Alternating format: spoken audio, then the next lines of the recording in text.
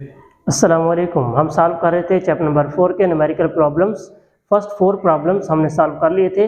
Problem 4.5 है, a force is acting on a body, किस जिस्म पर एक फोर्स एक्ट कर रही है, making an angle 30 degree with horizontal, और हॉरिजॉन्टल के साथ वो फोर्स 30 डिग्री का एंगल बना रही है। The horizontal component of force is 20 Newton, उस फोर्स का जो हॉरिजॉन्टल कंपोनेंट है वो है 20 न्यूटन। फाइंड द फोर्स, हमें फाइंड करनी है कि वो फोर्स कितनी होगी। इसी चीज की मैंने डायग्राम बनाई है। कहता है कि 30 डिग्री का एंगल बना रही है फोर्स एक्स एक्सिस के साथ, हॉरिजॉन्टल के साथ, और उसका जो हॉरिजॉन्टल कंपोनेंट है वो है 20 न्यूटन। बताना हमें ये है कि वो फोर्स जो है बजाते खुद वो फोर्स कितनी होगी, यानी फोर्स की मैग्नीट्यूड क्या होगी। देखते हैं हमें इसमें क्या गिवन है। एक तो हमें फोर्स का हॉरिजॉन्टल कंपोनेंट गिवन है, यानी F x which is equal to 20 newton. इसके अलावा फोर्स जो हॉरिजॉन्टल कंपोनेंट के साथ एंगल बना रही है वो हमें गिवन है 30 degree, theta equals to 30 degree, और हमें फाइंड करनी है फोर्स की मैग्नीट्यूड।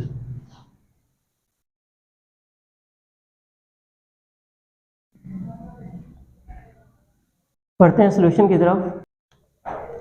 डायग्राम में देखें तो हमें फोर्स फाइंड करनी है, लेकिन हमें क्या गिवन है, फोर्स का एक्स कंपोनेंट गिवन है, वाई कंपोनेंट गिवन नहीं है। हमने रेजोल्यूशन ऑफ फोर्स वाले टॉपिक में पढ़ा था कि फोर्स के एक्स कंपोनेंट का क्या फार्मूला होता है और वाई कंपोनेंट का क्या फार्मूला होता है। क्योंकि हमें वाई कंपोनेंट नहीं दिया गया, इसलिए हमारा वाई कंपोनेंट से कंसर्न नहीं है। हमें फोर्स फाइंड करनी है with respect to x component. तो अब हम फार्मूला यूज करेंगे फोर्स के एक्स कंपोनेंट का। We know that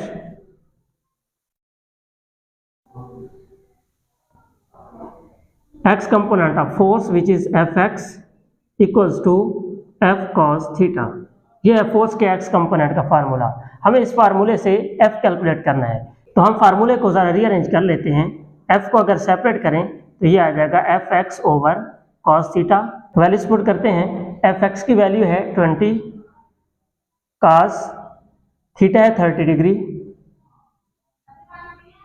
20 over cos 30 की वैल्यू लें कैलकुलेटर से तो ये आती है 0.866।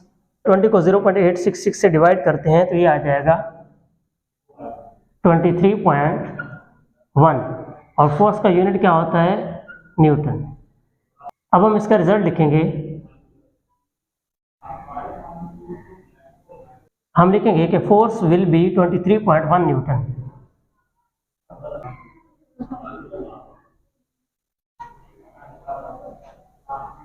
फोर 4.6 है, the steering of a car has a radius 16 centimetre. किसी कार के स्टीयरिंग का जो रेडियस है वो है 16 सेंटीमीटर।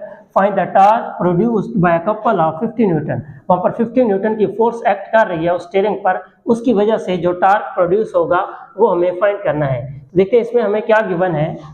एक तो हमें स्टीयरिंग का रेडियस गिवन है, यानी मोमेंट आर्म गिवन है, जिसे हम एल या आर से रिप्रेजेंट कर सकते हैं। तो आर हमारे पास गिवन है 16 सेंटीमीटर। क्योंकि सेंटीमीटर ऐसे यूनिट नहीं है, इसलिए हम इसे ऐसे यूनिट यानी मीटर में कन्वर्ट कर लेते हैं। तो सेंटीमीटर को मीटर में कन्वर्ट करना हो तो 100 से डिवाइड करते हैं, ये आ जाएगा 0.16 मीटर। ये आ गया उस स्टीयरिंग का मोमेंट आर्म। और हमें फोर्स गिवन है विच इज 50 न्यूटन। हमें फाइंड करना है कपल की वजह से पैदा होने वाला टार्क, क्योंकि स्टीयरिंग जो है ये कपल की एग्जाम्पल है, इसकी वजह से जो टार्क प्रोड्यूस होगा वो हमें फाइंड करना है। Torque produced due to couple,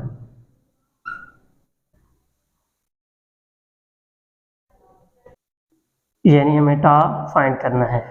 पढ़ते हैं सॉल्यूशन की तरफ। आपको याद होगा कि अगर कपल की वजह से टार्क प्रोड्यूस हो रहा तो उसका फार्मूला क्या होता है, 2RF। ये होता है कपल की वजह से पैदा होने वाले टार्क का फार्मूला। वैल्यूज पुट करते हैं इसमें। 2R की वैल्यू है 0.16, और जो फोर्स लग रही है वो है 50 न्यूटन। इनको मल्टीप्लाई करेंगे तीनों को तो ये आ जाएगा 16, और टार्क का यूनिट होता है न्यूटन मीटर। रिजल्ट लिखेंगे इसका कि torque produced due to couple will be 16 newton metre.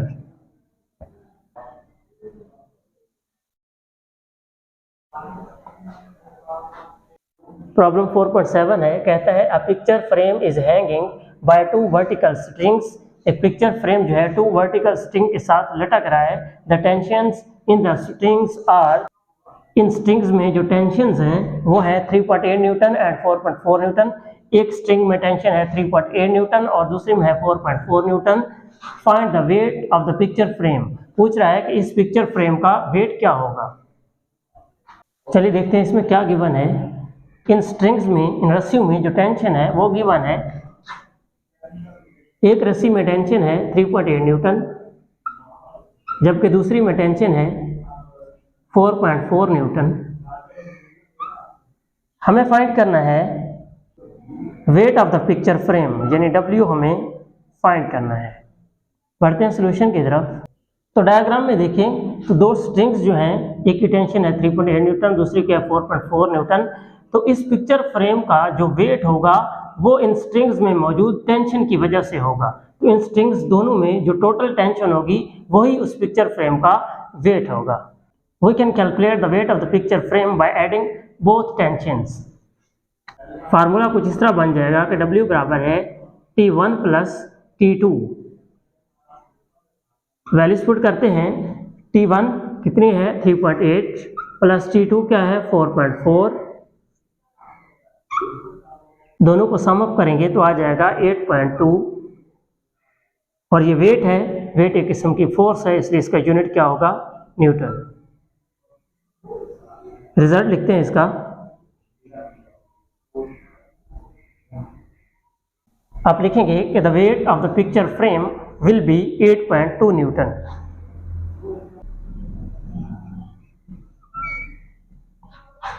(4.8) है। Two blocks of masses 5 kg and 3 kg are suspended by two strings। कहता है कि दो ब्लॉक्स हैं, एक का मैस 5 kg है, दूसरे का 3 kg है, वो दो स्ट्रिंग्स के साथ लटकाए गए हैं। Find the tension in each string। हर रस्सी में जो टेंशन पैदा हो रही है वो टेंशन हमें फाइंड करनी है। गिवन डेटा लिखते हैं इसका। यहाँ पर हमें उन दोनों ब्लॉक्स के मैसेज दिए गए हैं। एक का मैस है उसे हम M1 कह लेते हैं 3 kg, और दूसरे का मैस है 5 kg। हमें फाइंड करना है टेंशन इन बोथ स्ट्रिंग्स। इस स्ट्रिंग में जो टेंशन पैदा होगी उसे हमने T1 से रिप्रेजेंट कर लिया है, और इस स्ट्रिंग में जो टेंशन पैदा होगी उसे T2 से रिप्रेजेंट कर लिया है। तो हमें फाइंड करना है T1 एंड T2। बढ़ते हैं सॉल्यूशन की तरफ। तो यहाँ पर आपने कंसेप्ट समझना है कि इस स्ट्रिंग में जो टेंशन प्रोड्यूस हो रही है वो सिर्फ इस मैस की वजह से प्रोड्यूस हो रही है, जबकि अगर इस स्ट्रिंग की बात करें तो इस स्ट्रिंग के साथ ये दोनों मैसेज अटैच हैं, इसलिए इस स्ट्रिंग में जो टेंशन प्रोड्यूस होगी वो इन दोनों मैसेज के वेट की वजह से प्रोड्यूस होगी। तो हम बारी बारी इनको कैलकुलेट करते हैं।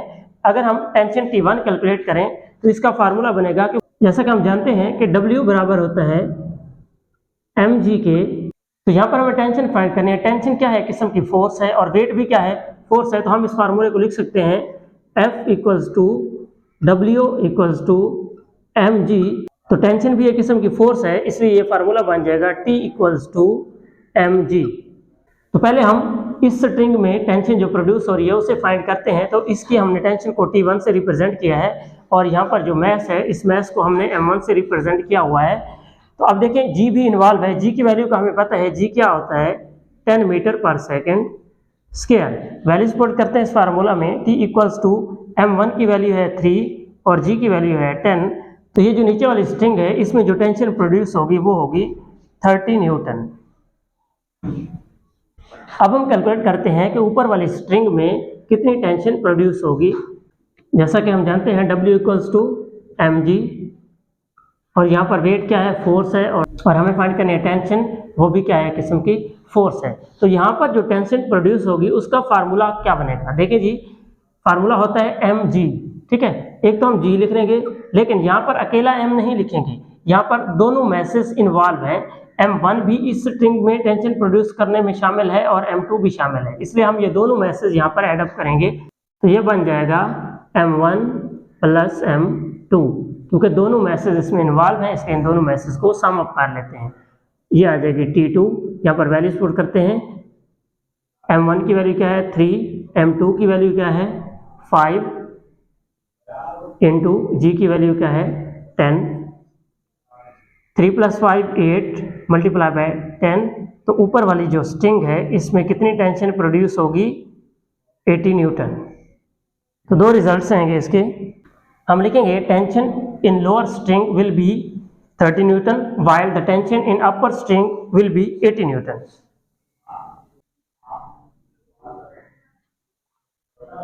तो आज के लेक्चर को हम यहाँ पर ख़त्म करते हैं। जो न्यूमेरिकल्स रह गए हैं वो हम इंशाल्लाह अगले लेक्चर में सॉल्व करेंगे। मिलते हैं नेक्स्ट लेक्चर में, तब तक के लिए अल्लाह हाफिज़।